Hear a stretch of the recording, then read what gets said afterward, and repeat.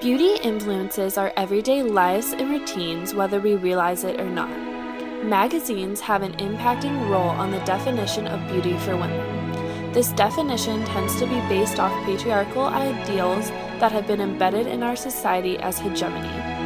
By defining women in such a way, it limits the continual progress of them. Throughout history, womanhood has been defined by others, leaving out the voices of those affected by its definition most. I define beauty as looking happy and healthy. Lighter skin, fuller lips, a nice figure.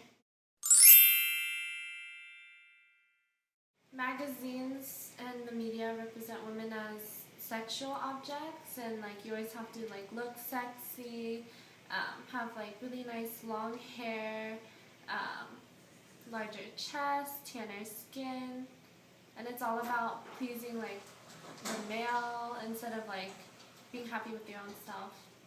Being tall and tan and thin and having big boobs and long hair.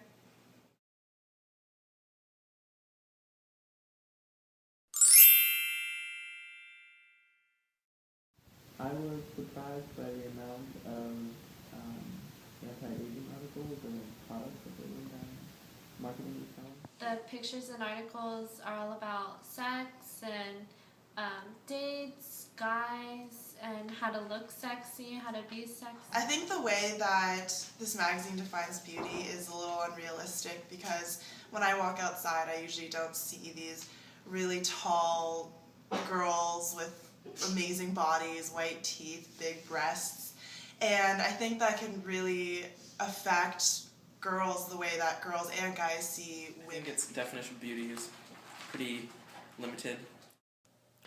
As voiced thus far, the magazine's definition of beauty is limiting. It puts women in a box that defines them as sexual, good-looking, young, and concerned with only looks. It leaves out women of different races, sizes, ages, and looks. The images of women are all a very specific type of woman. It gives an idea of an ideal woman defined by society.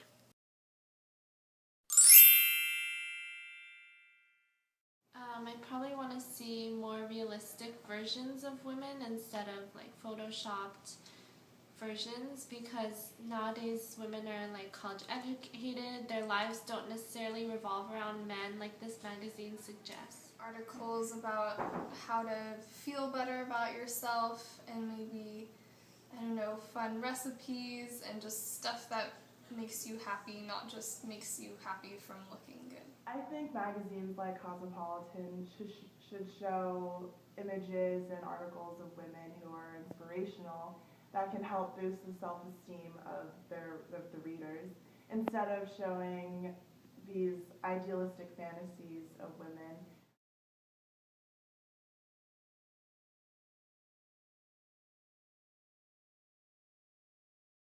The way in which women's magazines depict women and the beauty of women doesn't really add up to the way in which women see themselves and would like to be depicted.